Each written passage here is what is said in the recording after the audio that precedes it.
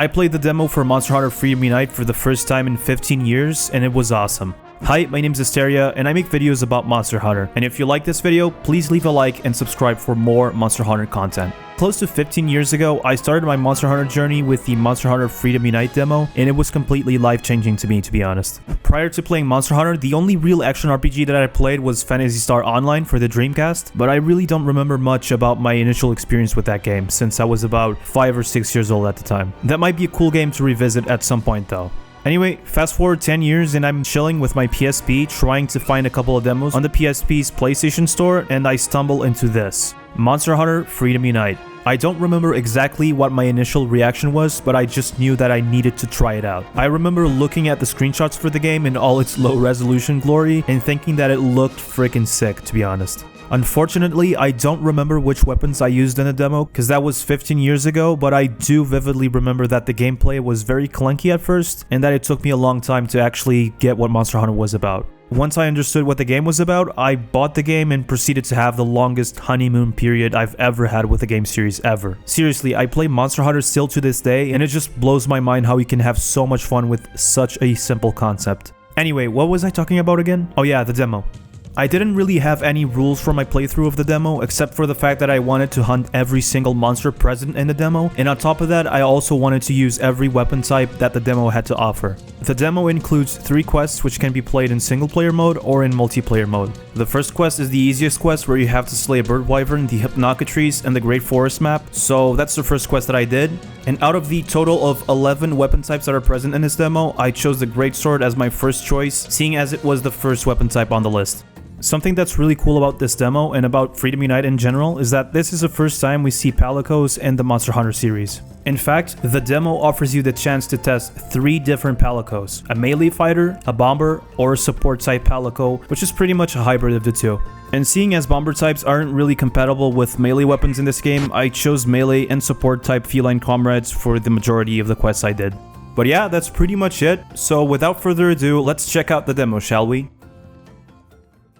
As I mentioned earlier, I started off with the Greatsword, seeing as it was my first choice on the weapons list, but I gotta be honest, I haven't played with the Greatsword in a long time now, and especially in Freedom Unite, so I really wasn't sure how the fight was going to go.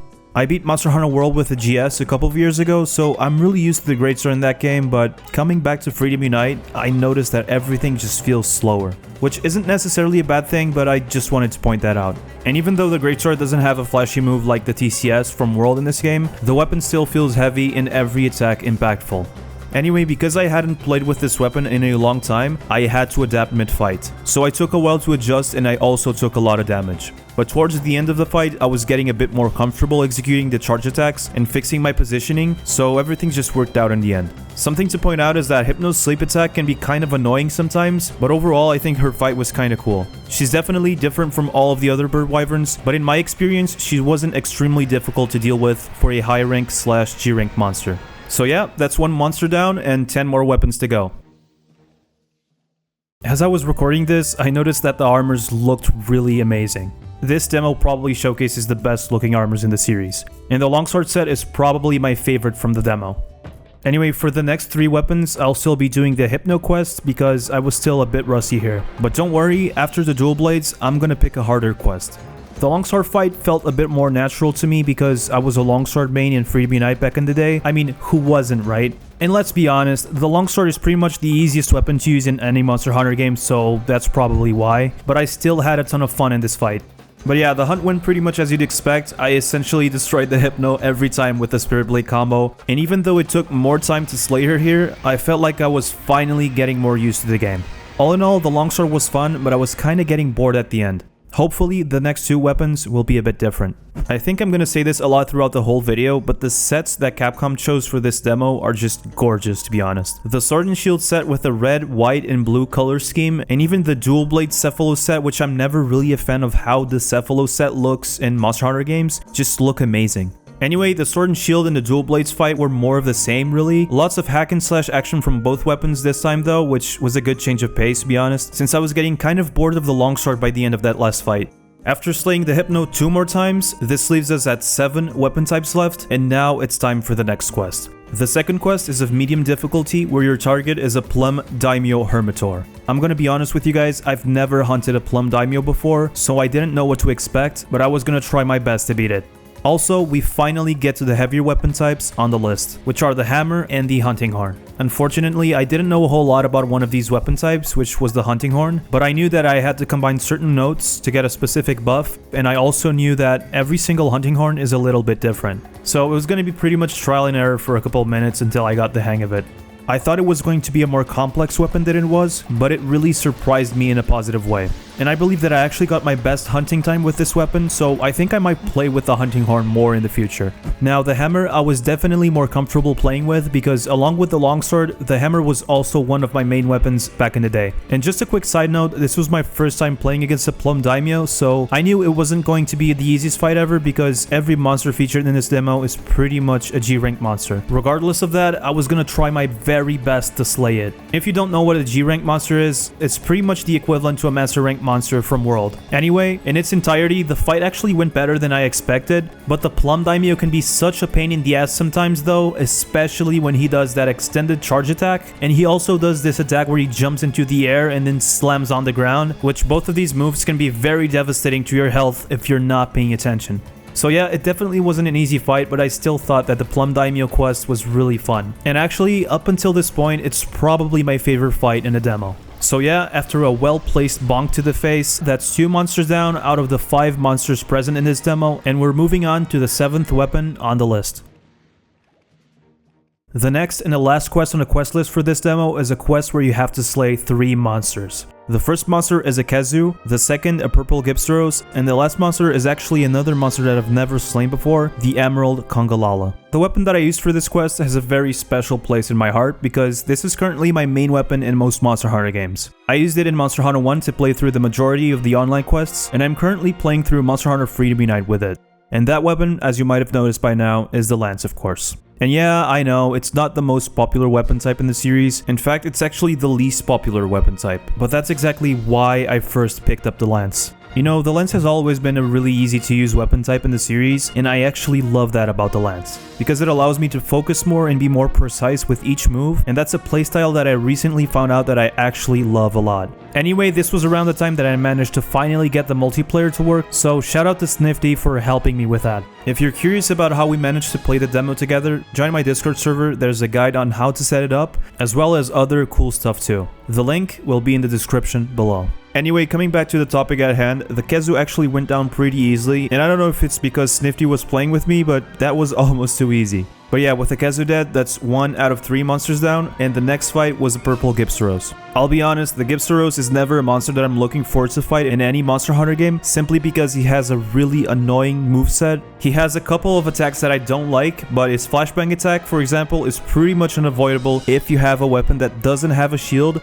but seeing as I had a lance, I was mostly gonna be fine. Anyway, after a couple of minutes of fighting the poison chicken, we finally killed it, and then we went after the last monster, which was the Emerald Congalala. This was another monster that I've never played against because I never got to G rank in Monster Hunter Freedom Unite, so I was kind of scared of fighting him, seeing how even the normal Congalala can be scary sometimes. Just like every high rank or G rank monster out there, the Emerald Congalala introduces some new variations to his attacks, like more fart attacks. So many fart attacks. And this was actually the first monster that made me cart, but I was actually having so much fun playing against monsters that I've never played against before, so it didn't really bother me that much really.